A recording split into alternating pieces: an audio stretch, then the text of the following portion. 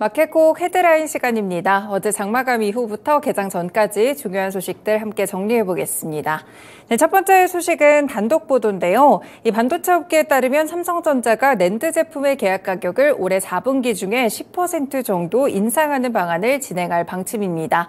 낸드의 공급 가격이 그동안 지나치게 낮았기 때문이라는 판단 때문인데요. 인상된 가격은 이르면 이달 신규 계약부터 적용될 것으로 관측되고 있습니다. 사실 이렇게 하반기 낸드 부분에서 삼성전자가 본격적으로 감산에 들어간 바가 있었는데요. 가격에 대한 정상화 전략을 추진해서 낸드 사업에 반전을 꾀하겠다는 구상을 보여주고 있습니다. 지금 메모리 반도체는 크게 D램과 낸드 두 가지로 나눌 수가 있는데 일단 D램 부분에서 먼저 감산을 진행한 뒤 하반기부터 낸드에서 이렇게 감산을 진행하고 있기 때문에 일단 D램에서는 가격 반등이 감지가 되고 있습니다. 이 서버 기업들의 주문이 시작되고 있고 고객사들의 재고 수준도 어느 정도 줄어들고 있는데요. IT 기계의 수요도 확대되는 분위기입니다. 하지만 낸드의 경우에는 아직까지 제품 가격의 반등이 이뤄지고 있지 않기 때문에 무언가 돌파구가 필요한 상황인데요. 그래서 이번에 낸드 가격에 대한 인상을 추진하는 것으로 보이고요. 이와 더불어서 차세대 시장도 함께 공략합니다. 최근에 SSD의 8세대 V낸드를 탑재한 990 프로 시리즈를 내놓은 데 이어서 초고속 포터블 SSD T9을 4일에 출시하는 등 잇따라 낸드에 대한 신제품을 내놓고 있습니다. 네, 이렇게 반도체 업황에 대한 바닥은 어느 정도 확인이 됐다고 하는데 가격 인상까지 단행을 한다고 합니다. 과연 이 반등에 대한 속도에 대해서 조금 더 빨라지게 될지 살펴보시면서 역시나 관련 종목으로는 삼성전자 체크해 보실 수 있겠습니다.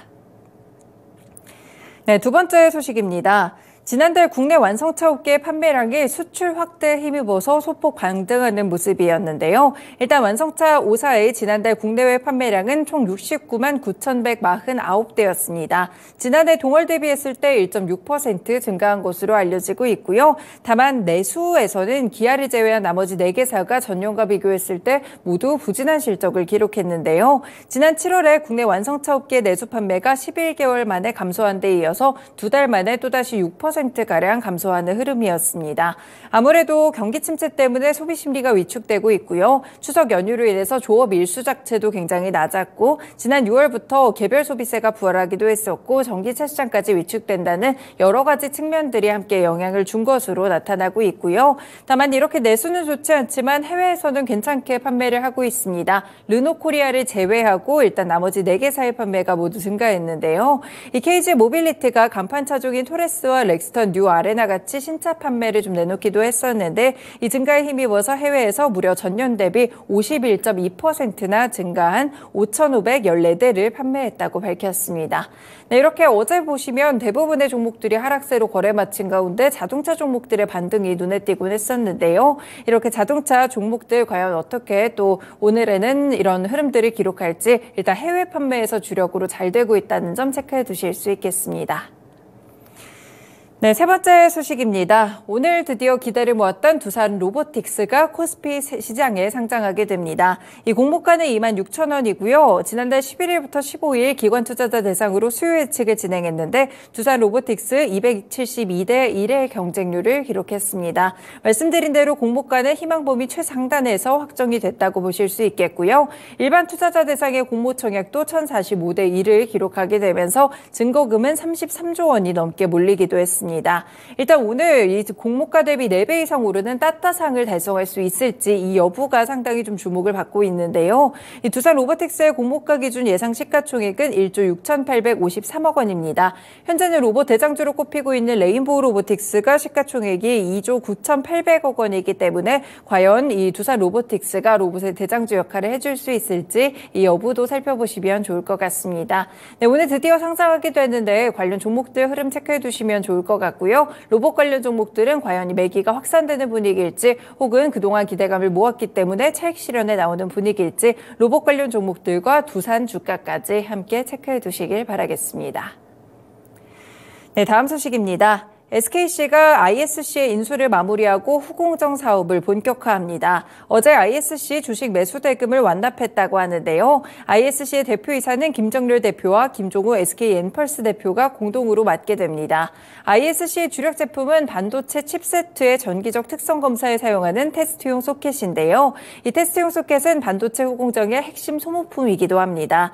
최근에 반도체 제조사들이 칩세트 성능 향상을 위해서 패키징 기술을 고도화하면서 수요도 많이 늘어나고 있는 분야로 체크해 보실 수 있겠는데요.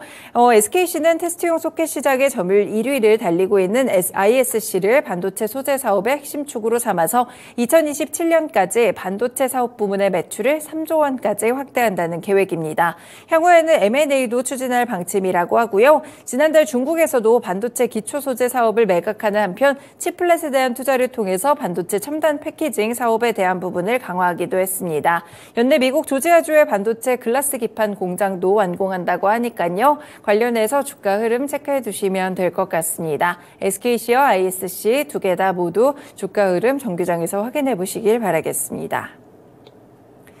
네, 다음 소식입니다. 일본의 도쿄전력이 후쿠시마 제1원자력발전소 오염수의 2차 해양 방류를 오늘 개시합니다. 2차 방류 기간이 이날부터 이달 23일까지 1차 때와 거의 같은 양인 약 7,800톤의 오염수를 방류할 계획인데요. 민영방송인 후쿠시마주 오테레비 등 현지 언론은 도쿄전력이 오늘 오전 10시 30분에 방류를 시작한다고 보도를 했습니다. 현재 도쿄전력은 다액종 제거 설비를 거쳐서 후쿠시마 제1원전 부진의 저장 탱크에 보관된 오염수를 바닷물과 희석해 약 1km의 해저 터널을 통해 원전 앞바다에 내보내고 있는데요.